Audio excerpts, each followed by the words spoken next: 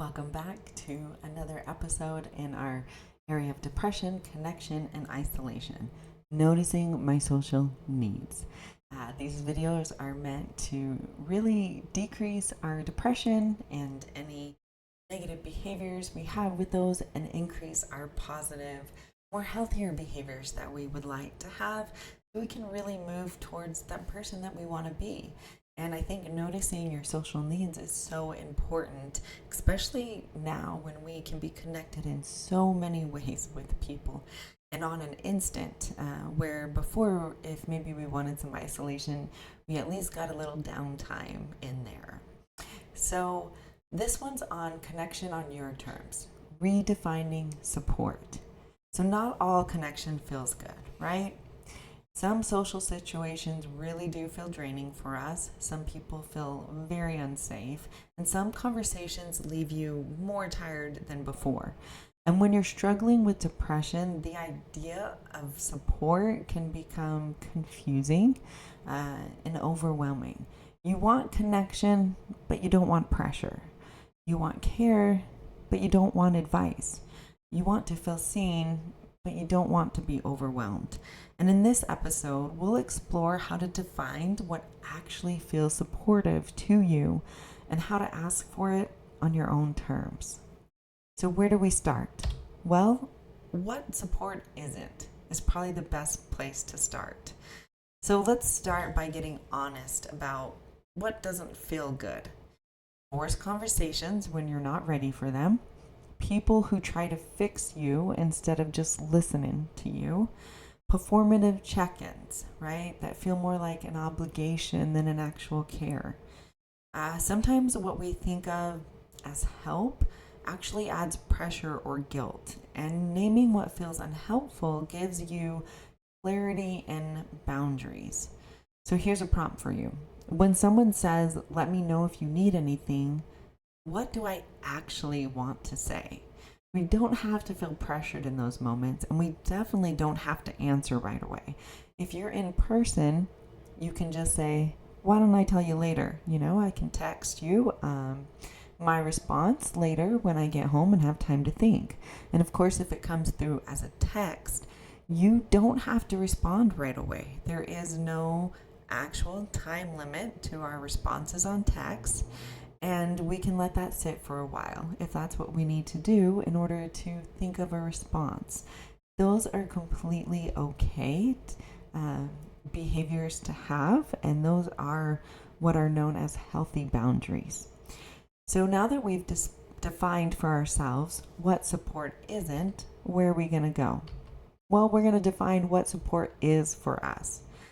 So let's define what real nourishing connection might look like for you. It's perhaps a friend who will sit still in silence with you, a check-in text that doesn't need a reply, a reminder that you don't have to talk, I just want you to know I'm here. These may seem small to us, but they can feel immense when we are struggling. And so journal this. Make a list of 3 things people can do that feel good to you when you're in a low, and title it, "This is how to love me right now." And of course, then we have it just ready for when somebody asks us or texts us about this.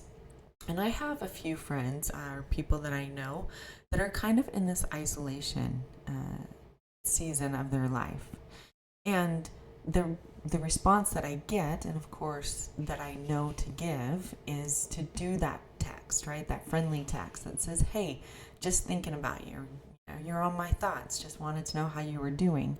And there is no pressure for them to respond. If I get a response, great. If I don't get a response, that's fine too. And if I try to call the person and they don't respond, then I just leave a voice message. Same thing as if I would text somebody is, "Hey, just thinking about you. So I just wanted to give you a quick call. When you have a time or get a chance, call me back." Right? So again, no pressure. There's no deadline. It's when they want to do it. And that is how we show support for those friends of ours that are in the isolation phase of their depression. So where do we go from here after we know what support isn't and what support is? Well, we ask without explaining everything, which I think is important for any area of our life, is that we don't owe anybody an explanation at all. So when you're already overwhelmed, asking for support can feel like another burden for us. Here's a simple way to keep it low pressure. Use scripts like, I'm not up for talking, but could we sit in the same room? Would you mind texting me something funny this week? I see that kind of a lot on Facebook or social media where people are like, hey, send me a funny meme. I'm kind of at a low point, or I don't need advice, just a little company. You don't have to justify your needs, of course. Support doesn't have to be big to be meaningful. So practice this. Send one low effort connection message today that feels authentic to you. So let's recap and wrap up. So we talked about what support isn't, right? And we talked about what support is for us, and then asking without explaining anything or everything. And so support is not a one size fits all, and you're allowed to define what connection means for you. So let your needs be seen, let your voice be heard, even in small, quiet ways. And the more you advocate for your support on your terms, the safer connection becomes for you. So here's the comment section where you get to comment on anything on this video that has to do with your social needs or connection on your terms, redefining your support, or really on anything you want in your life or any other heavy emotion besides depression. And if you're having a hard time coming up with a comment, here's a question for you. What does a small connecting support look like for you? So remember, you're not too much, you're not a burden, you're worthy of connection that feels like care, not pressure. So if you like this video, of course, comment on it, and subscribe to the channel. And then if it resonated with you, perhaps it's going to resonate with somebody else that you know. So share it. If you know anybody that's struggling on redefining their own support. So if you lasted this long, here's the next section that I like. It is on the journals that I have created in the children's book. So these journals are just meant to go hand in hand with these videos to kind of help you. And one's on anxiety, the other one's on self-love, self-discovery, self-discipline. And then there's a beach journal on 12 areas of our life with journal prompts for those areas. Again, these are just to help you increase your healthy behaviors that you would like and really take a look at your current behaviors to know what do I want to change. Sometimes we actually don't know till we start digging a little bit. And then there's a children's book where they get to discover their own courage, their own bravery, and their own spark. And of course, at the end, there are also worksheets for your little ones. They will probably need your help in filling them out. But here they get to talk about where their own bravery is, where have they discovered that, where have they discovered their own courage and their own spark.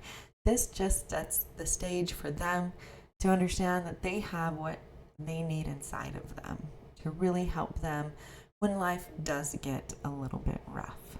And so thank you again for watching this video.